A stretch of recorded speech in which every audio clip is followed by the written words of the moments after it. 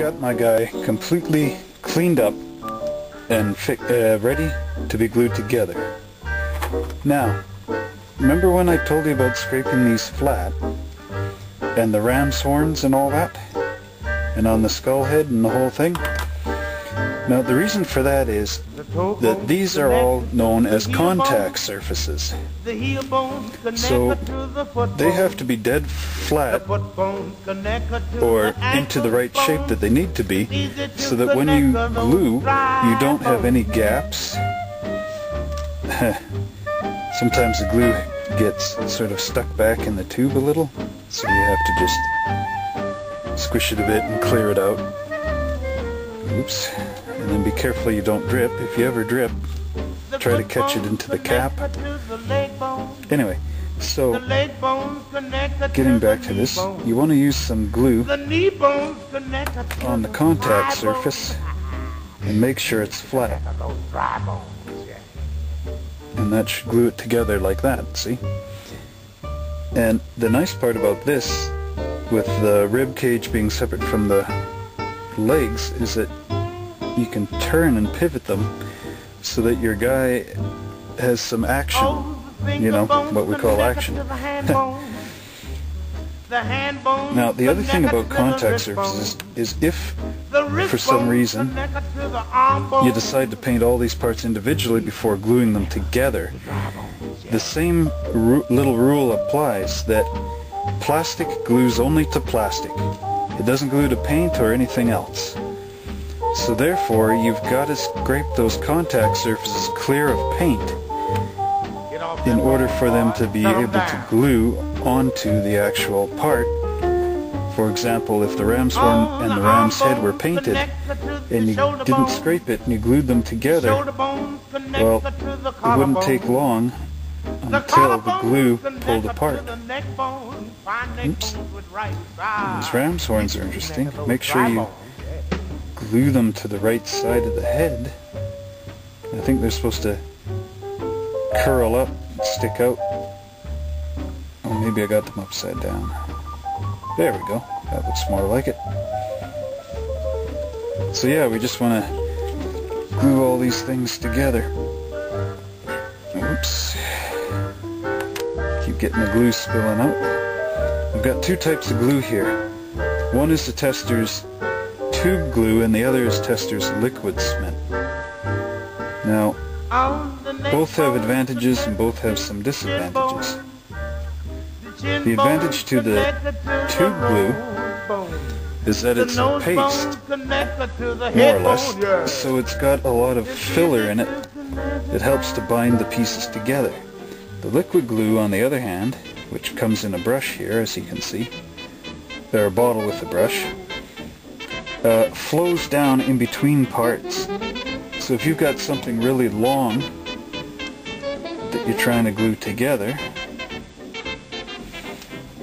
like that sort of thing, you put the glue right about here and it'll run down the whole length of that tight gap and then glue them together.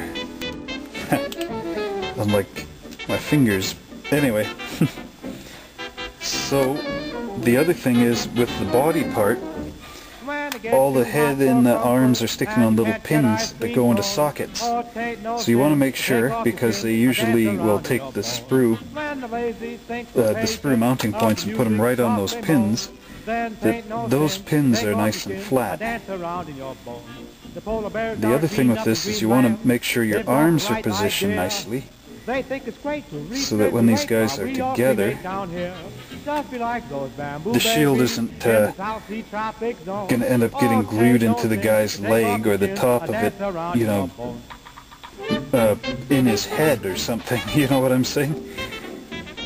So I think right around there should be fine. And the final bit of glue right there.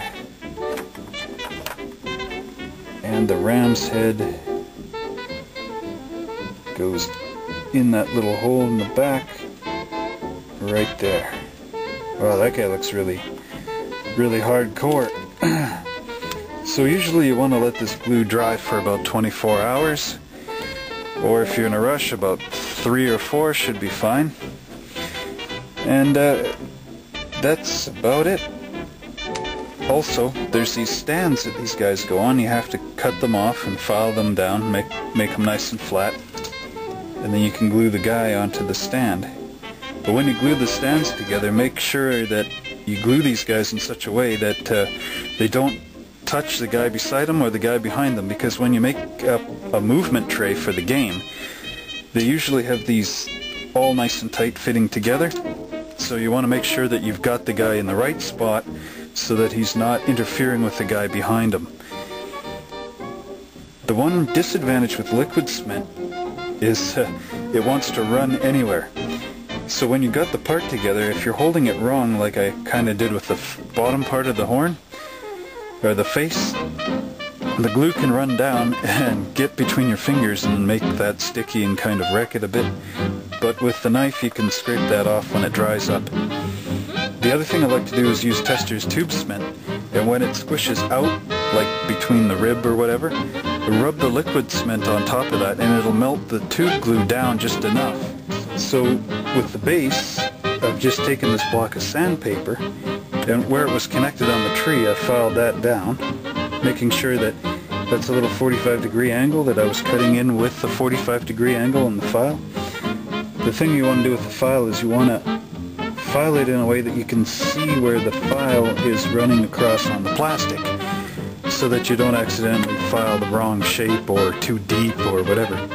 Same with the sandpaper, you want to go across and make sure that's nice and flat and at the right angle. And then your hobby knife, you want to go across the bottom at a slight angle, because every time you file or whatever, you actually make a lighter sort of seam line thing, because you're rolling the plastic over the edge.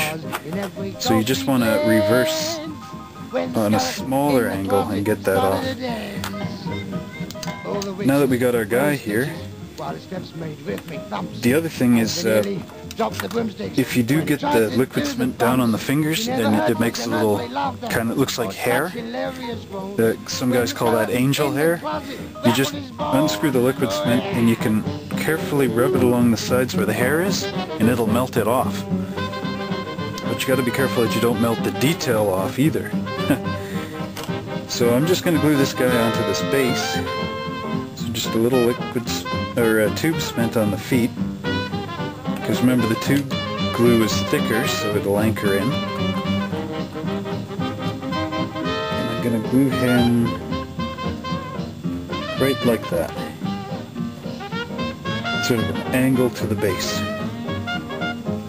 And just to make sure that everything gets locked down, a touch of liquid cement. Now whenever you use glue, you want to do it in a well-ventilated area, so that you're not breathing in all the bad fumes and getting headaches and worse. So anyway, there is our warrior, and he's going to be ready for paint pretty soon. But remember, we want to keep the shields separate because they're going to be painted separately, a different color, and we have to get in the back, because you see, if this is on him like that, it's very difficult to paint behind that. So when we come back, we'll get into part 2 of painting our Warhammer Tomb King.